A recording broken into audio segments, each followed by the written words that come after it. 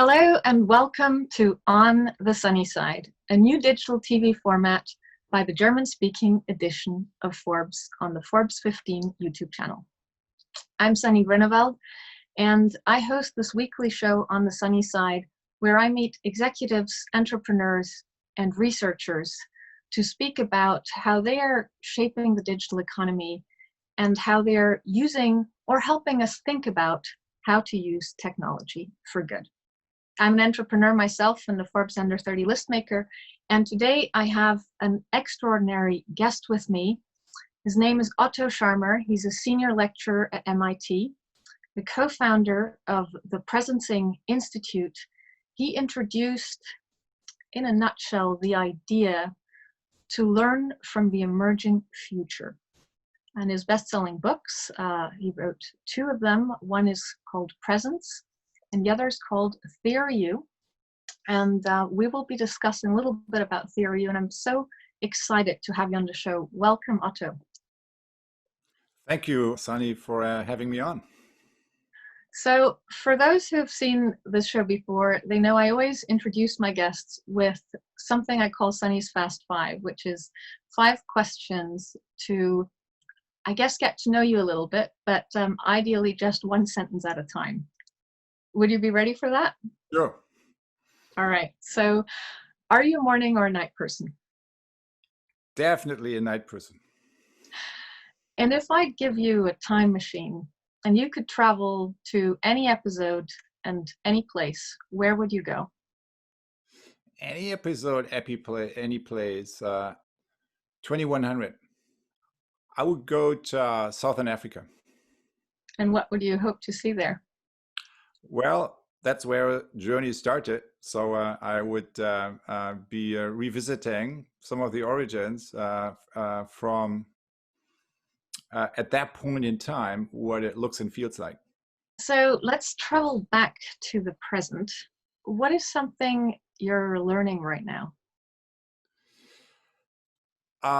One thing that I'm learning is if you live in a moment of disruption like we do right now, I mean, we just had 2 major disruptions coming our way the last few weeks, then how you move towards purpose can be greatly accelerated because you live in a plastic hour where a lot is possible suddenly that was, a lot is fluid that was thought of, fixed and forever before. What is success to you?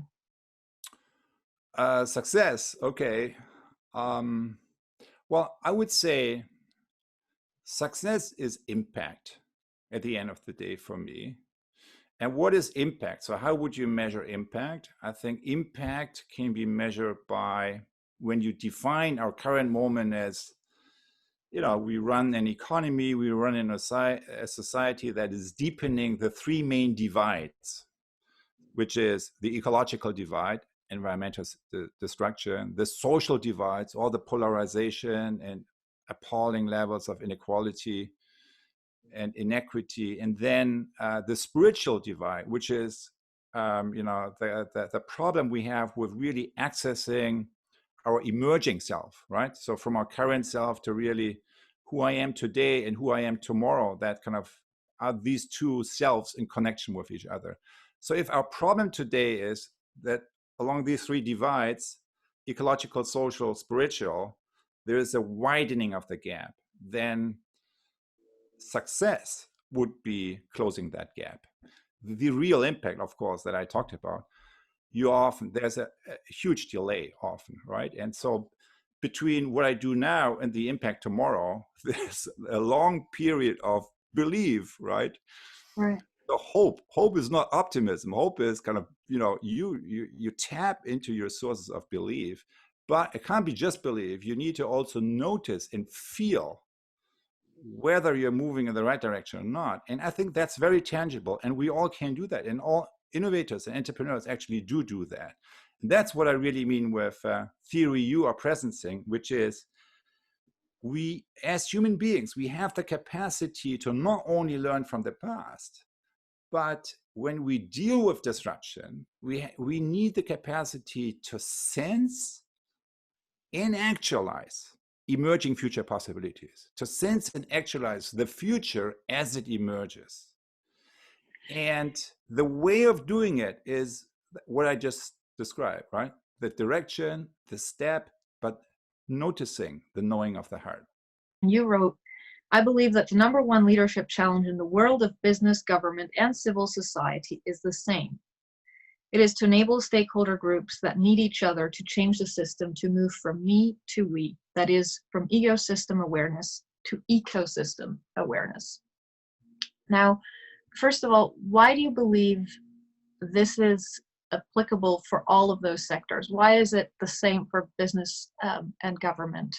Well, I mean, it's not an idea. It's based on my experience. I am working with key business leaders. I am working with key government leaders, international institutions, and NGOs, and that's just what you find. So, so it's an empirical fact, I would say. And why is that the case? If you double click on that question, then I would say, well, because the biggest challenges anyone is facing in their organization, right, whether it's small or big, right, and it can be the most powerful organization on earth, the biggest companies, the biggest governments, and so on. For all these institutions, the following is true, that the most important leadership challenges that you face, you can't solve it alone. Regardless how powerful you are, you cannot solve it alone. You need to bring to the table other players from often not only from other organizations, but also players from other sectors, right? I mean, give me any sustainability problem, any city development problem. They're all of a nature where you need to bring together multiple stakeholders, right? We live in an ecosystem reality. But our mindset is still kind of siloed. It's on an ecosystem way of operating. So we only see our own piece of it. If I'm a young person who's joining a new organization, and to me it would be important to understand that I'm hopefully going to put my energy, time, passion into an organization which, ideally would already be at least on the path or potentially already become more of an ecosystem type of organization, how would I recognize it? That's a very good question. And so recognize it. So what's the it there, right? And I would differentiate two levels there. On the one hand, I would say what we just said, which is the future of leadership is really about dealing with ecosystem leadership challenges, right? So we see that every day, kind of the recent phenomenon of institutional racism. I mean, it's not a recent phenomenon. It's kind of our recent awareness of an age-old phenomenon is an example for that. So there's, if you go to any sector, I mean, let's talk about the future of health. Well, it's not just reforming in hospital, right? It's kind of the whole kind of system. It's also not just healthcare delivery, but it's the whole system that makes us either healthy or sick, right? So that needs to be addressed. Then the reinventing of schools, right? Of learning. Well, it's not just looking at schools. It's the whole ecosystem around schools. So any sector, any system you go, when you look at the reinventing of the financial sector, well, it's not just banks you need to take into account. It's all the other new players. So in any sector you go into, you need to really come with an ecosystem lens, and that's why we need platforms, and that's why we need holding places. So I would say on some level, the shift from a more siloed to a more ecosystem approach is a shift that happens to anyone, regardless of your culture and ideology, right? So that's like a general phenomenon. But I would also say that what we see right now is two types of companies, right? There is really beginning a differentiation. So one type of businesses and companies that are social mission driven, where you're part of a story that makes the world a better place. Or let me put it, part of a cool story, or at least part of a story you don't need to be embarrassed by, right? So that's, of course, what Google was in the beginning, right? Don't be evil, right? But then this principle dropped out, right? And I think kind of Facebook is now an interesting example where at first there was some making the world a better place ethos, right? Part of it, right? Like in most tech startups, at least in the beginning. But now the current reality is so much the opposite that one of the biggest problems Mark Zuckerberg has in his current course of action, which is really an alliance with Donald Trump and with undermining democracy, not only in America, but in the world.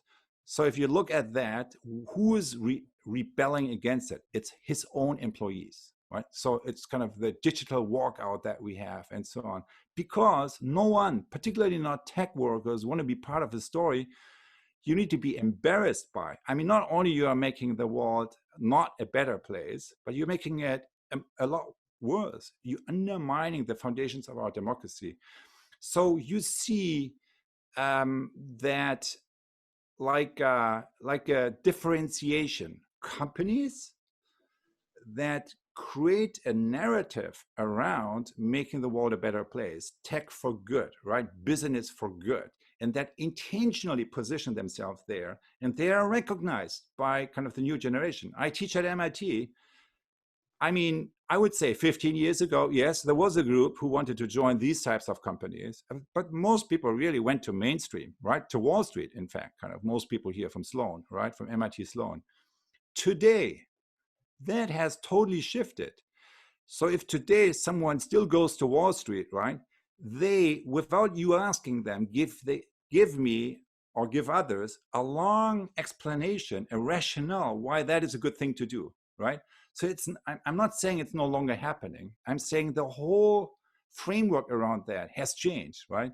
So now you need to justify why you would do that, because everyone, so many people have awareness around that there is a type of companies that really are part of a mission-driven company where you intentionally try to make your system or the world a better place. And then there are other companies, I mean, let's just say Wall Street and Facebook, right? To pick easy ones, right? So where it's very clear that, okay, maybe you have a rationale why you are there, but it can't be kind of anything for good, because more often than not, these companies, demonstrate just the opposite. And then, of course, there's a lot in between. And I think that's the interesting place, that you see like a bifurcation where some companies go there, some companies go there. In other words, leadership has to do with positioning yourself more clearly where you want to operate. I do not think that only one type of company is successful. You can be a really bad company and in the current economic conditions still be very successful. It's not like one is successful, the other one is not. It's more a question of choice. What purpose do you want to give your life, right? A lot of your life is your work. Yeah. What's the purpose you want to serve with that? And more people wake up to that. Technology is developing ever more powerful tools. And we've talked about, organizations that are right now applying them in quite unfortunate terms. But they're still tools, and they can also be used for good. So what is the role of technology? Well, I would say the role of technology, it's a massive enabler for change, right? And whether that change is a force for good or a force for destruction, and really the destruction of human and development and of Earth systems, is really a function of our intention that we use to design, deploy, and use technology. So it's really kind of the question of intention. And that's, I think, what becomes more clear. Technology is key for anything we want to do, and has been a massive enabler for positive and not for positive things. But it's not that technology as such is good or bad. It's kind of how we use it, kind of, that makes a difference. And I would say in general, a key distinction will be made. So you could say kind of technology as a force for good or as a force for not so good. But I think there's another distinction that I like almost a little better, because it's a bit more precise, which is technology creativity and awareness enhancing, or is it creativity and awareness diminishing? I think that's a very concrete criteria, because you can create the same, let's say, social media. You can create the same tool and design them in one direction or another. And I think in general, what we are lacking is enabling technologies that allow that are creativity and human awareness enabling, so that allow us to tap more into the deeper resources of our individual, but also our collective creativity. So what I think what's missing today is transformation literacy. So in other words, transformation literacy is the capacity to hold the space for a deep dialogue, the capacity for deep listening, the capacity to organize bigger systems more in an ecosystem way, more in a distributive way, and more in a way that really creates dialogic functions. And what I mean with dialogue is not like people talking with each other. What I mean with dialogue is making a system see itself, so that you build in mechanisms, right? And that has everything to do with enabling technology, is because do you design that into that we begin to see and sense kind of how we operate as a larger system? Because what's the big problem today? Not that we don't know what the solutions are to our problems, right? We know everything about the problems. We know everything about the solutions. The problem is the knowing-doing gap, right? We know it, it's here, it's not moving into the hand. What's the missing piece? It's, right, of course, the heart, right? And with heart, right, on the level of the collective, it means it requires a social technology, right? A technology for really activating more co-creative or more generative social fields. And that social technology, I think that is really the core kind of that we need to bring into the design also of digital technology.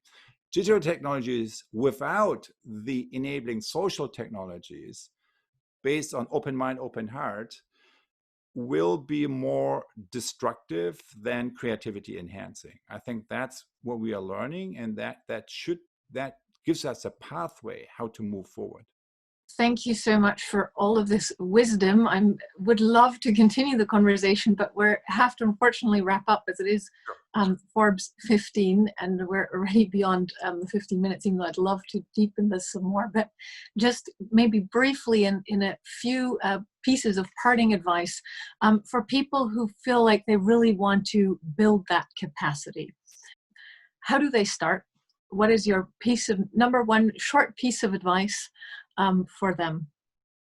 Picking up a practice. What is a practice? It's stuff you do every day. For example, you can take 5 minutes kind of a reflection period, right? Early in the morning, a mindfulness period, or just sitting in silence. And, you know, any kind of meditation or any kind of mindfulness or intentional stillness moment is something very simple at the end of the day, which is that you differentiate between what's noise and what's essential, right? You put your attention on something that's essential for you, and you basically filter out the noise, right? And you hold that gaze steady.